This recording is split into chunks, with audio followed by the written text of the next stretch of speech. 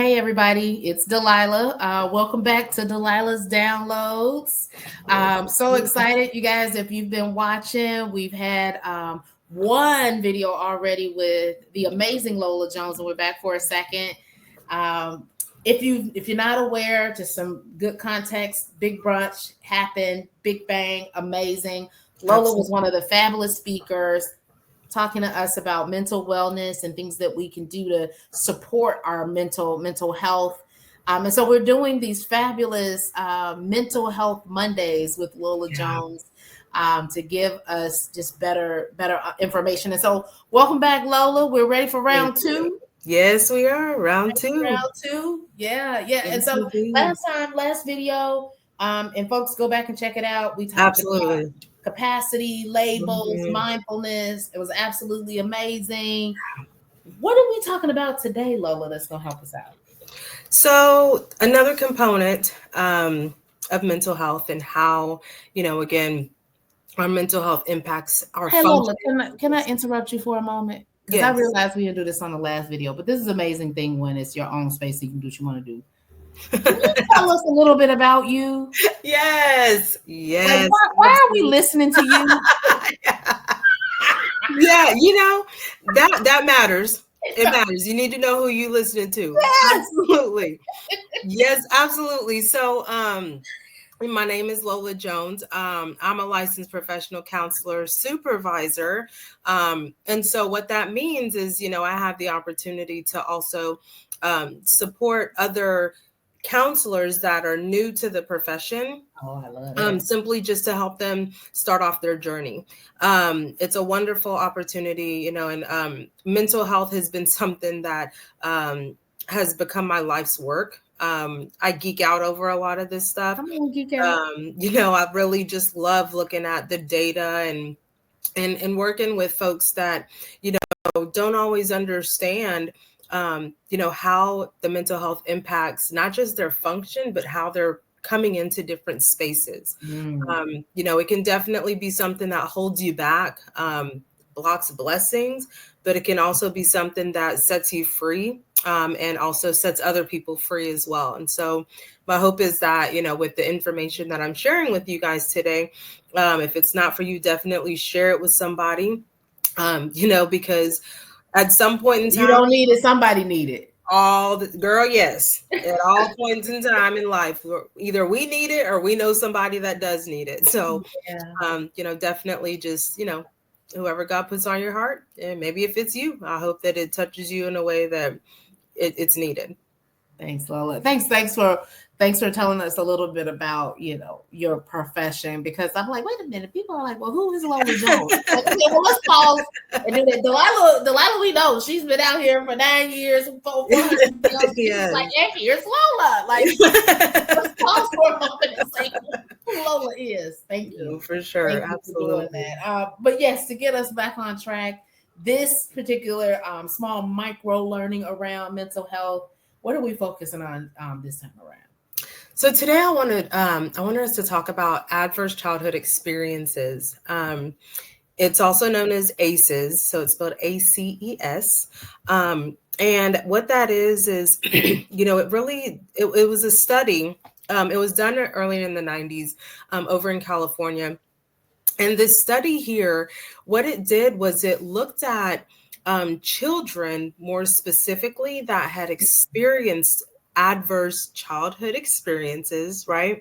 And how then those things manifested into them as adults. So it really was a lifelong study with a lot of individuals, because what happened was during the time in the 90s, they were starting to see an increase in, different mental health disorders. And there was a lot of question as far as where these things were coming from, what was happening, what were the drivers, right? And how these things were then not only experienced, but manifested. So this study over quite a period of time really dove deep into to find out what are the core issues that can cause some mental health stressors in adults. And so, whenever we look at these areas. It has abuse as one section, neglect as another section, and then household dysfunction, right?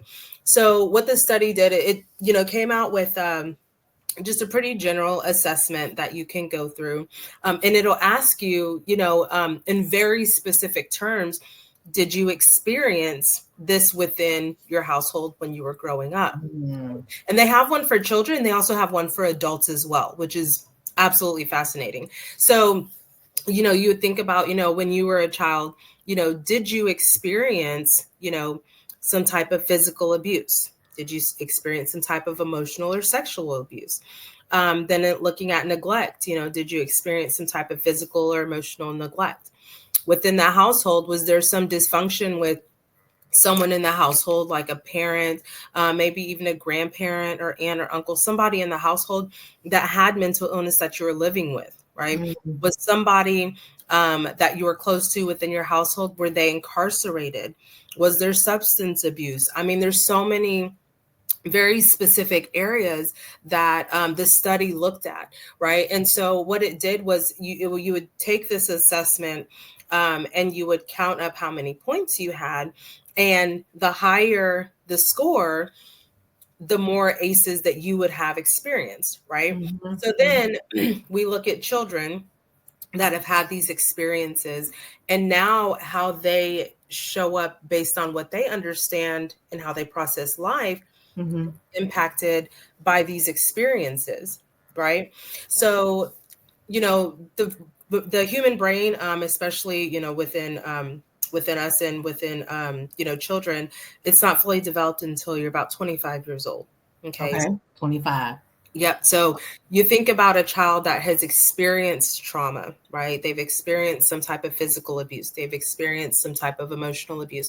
That has an impact in the development of their brain as they get older. Because what Wow. happens is when we have experiences, we have these neural pathways that are created within our brain, right? And you think of like, and you're trying to think of, well, what is a neural pathway?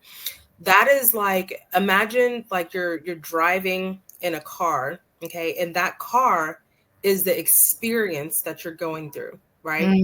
Okay. The road that you're on, that's like the neural pathway, right? So the Okay. car is driving down the road, and that is how you then experience life, and that impacts your thoughts, your behaviors, and your actions, right?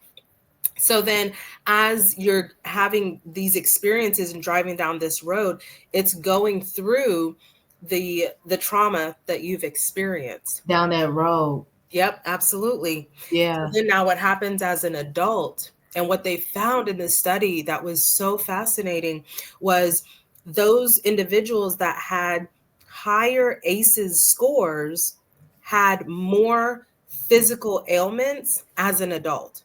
And we're talking about things like diabetes, high blood pressure, high cholesterol, right? Not like genetic, like more Right. like genetic disorders like cancer, things like that, right? Sure. I mean, we're talking about just general um general diseases Like that life disease. typically Yeah. Yeah. for the doctor on a regular basis, right? So then they started saying, okay, well, now we've identified the mental health impacts and how it's now presenting itself in a physical way within Yes. these adults. How do we then support these kids that have had these Get in front of it. experiences as Yeah. children? And so now that, has really shifted how a lot of studies, and also just how mental health has now become more of a, how do we support kids? Because kids that have experienced mental health and have mental illnesses, they also grow into adults who then Mm-hmm. struggle with their mental health and also have mental illnesses as well. And Mm-hmm. so that's one of the studies that was done. It's a super super fascinating study. One of the ladies that was part of the study that actually piloted it, her name is Dr. Nadine Burke. She is one of the ones that was actually a part of this study in the 90s that took Wow. over a several year time span, because you're following children As in they age. Yeah. Yeah. And so, just thinking about now, you always, I don't know if you've heard this phrase where they say it's easier to repair a child than to repair an adult. Yeah. And I've so, heard something similar. Yeah, but not quite like that. But it makes sense. yeah. And Yeah. so, um, as you are, as you're thinking about, as you reflect back, because it takes reflection, as well. Because when we experience trauma, it's easy to um, kind of file it away, right? We've Sure. experienced it. Um, don't want to re-experience it, don't want to go back to that place, right? So it becomes like a file cabinet in our brain, that we can easily lock it with the key, maybe even throw the key away, right? But it's Yeah. still there. Yeah. And so, just being able to reflect and identify, and then get support in those areas, because then it can easily turn into something that it starts impacting your physical health as well, and you may not even recognize or realize that what you're experiencing physically is because of what you have struggled with mentally. Man, I hear and see so many things from what you just said, but one of the ones that is really standing out to me is that just the power of this not investigation, but of this study, the power of Yeah. this study, because one thing it's doing is saying, hey, take stock, take inventory, Mm-hmm. right, of my experiences. And now through research and information, I can be curious about, well, what is the data and science saying about people who have experienced the thing that I've now inventoried I Right. experienced as a child, Right. right? And is there understanding that I can get from that, Mm-hmm. in order to help me deal with life, in order to help me have better mental health, Yeah. right? And Absolutely. I love that, love that, people have like you who give their life work, that this is their life's work. And the doctor who was in the study, and then also, and she's Yeah. also the leaders here in the study itself. Yeah. Um, how the look back to the children to say, okay, science shows Yep. that children who've gone through this have had this type of trajectory. Yep. We now want to intercept and interrupt that Absolutely. trajectory to create something different for these children. That is Absolutely. powerful. Absolutely. And that also, a lot of it comes from, you know, thinking about when you are dealing with mental health, right? And even if you're dealing with mental illness, because you can have a mental illness and still live a very good life, right? Like, just Mm, because you have a mental illness doesn't mean your mental health is just gone, right? It just means you need a little bit of extra support with dealing with it. Um, but looking at one of the things on here, household dysfunction, just looking at the divorce rates, right? And that wow. is one of the adverse childhood experiences, because you think about, you know, how many single parent households do we have within society, right? And More than we want. yeah, and it's unfortunate, but we also know, parents do the best that they can with what they know how, right? Yeah. But it also has an impact on the children. And so we don't, we hear a lot that, kids are resilient and kids can get through this, and they absolutely can. And not saying that if you have experienced one of these, then you have negative mental health. What it is, it's really Good. just an understanding Yeah. that these are experiences that children have gone through, but these experiences as a child have an impact on you as an adult. So it's easy to sweep some of these things under the rug and not deal with it, not talk about it, because it's still stigmatized, right? Or you can also do the work in the healing process. Let's pull this thing out of the rug and let's talk about this, because if not, it can potentially impact you in a negative way moving forward. Yeah, yeah. You get options and choices. This is good. I see why we, with such a short time allotted during the big brunch. There's no way you could have laid down the foundation you Yeah. did, go through what we talked about in the first video, and then tackle what's being talked about now, let alone not even know, what we're really about to talk about in the third video. But as we think about adverse childhood experiences, um, maybe our own as ourself, our own as our children. Yes. There's so much, the study itself, there's so much wrapped up in here, Lola. Yeah. What would you want to leave us with, as we're looking to wrap up video 2 around what you shared here today? I would hope that we could take some time to just reflect, right? Because we get so caught up in the busyness of life. It's so easy just to kind of push things to the side, right? Put it in that file cabinet in our brain, sweep it under the rug. But when we don't really take those moments to really reflect on what we're experiencing, then we have a harder time in being able to identify, what do I do with this? Right? Mm. How do I get support with it? Do I even need support with this? Or is this something that, I also know that I have the power in me to be able to address, right? And so reflection, it's such an underutilized coping strategy, that if we really take the time to just unplug and really reflect on how we're feeling, what we're experiencing, and getting to the root of it, it can really have a significant impact on the decisions and choices that we make every day.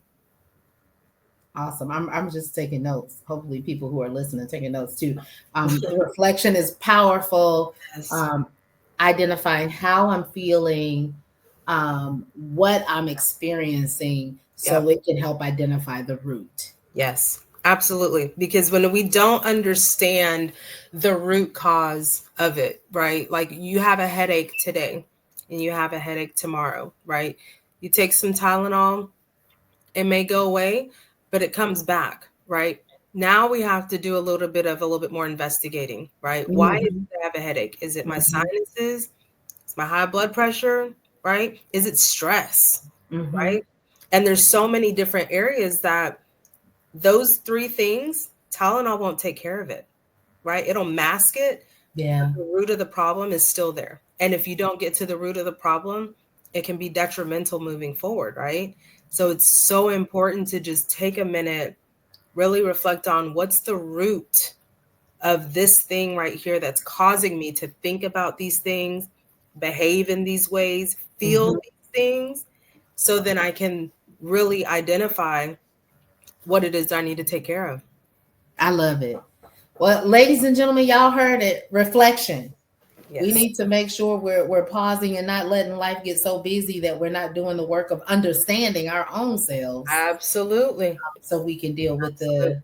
the stuff we need to deal with. Lola, this is again been a privilege. I appreciate the fact that mental health month is May, but Yeah. these are things that definitely go beyond the month of May. Oh, absolutely. Yeah, but honored to be here with you for these segments, arming the people, arming us with information, insight that we need so we can have better mental health.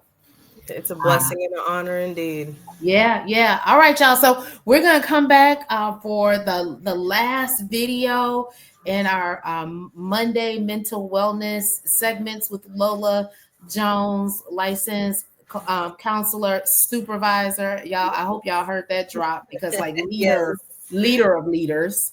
Um, Amen. and we'll be back for the third video. Thank you guys for Absolutely. joining us. Appreciate y'all. Have an amazing day.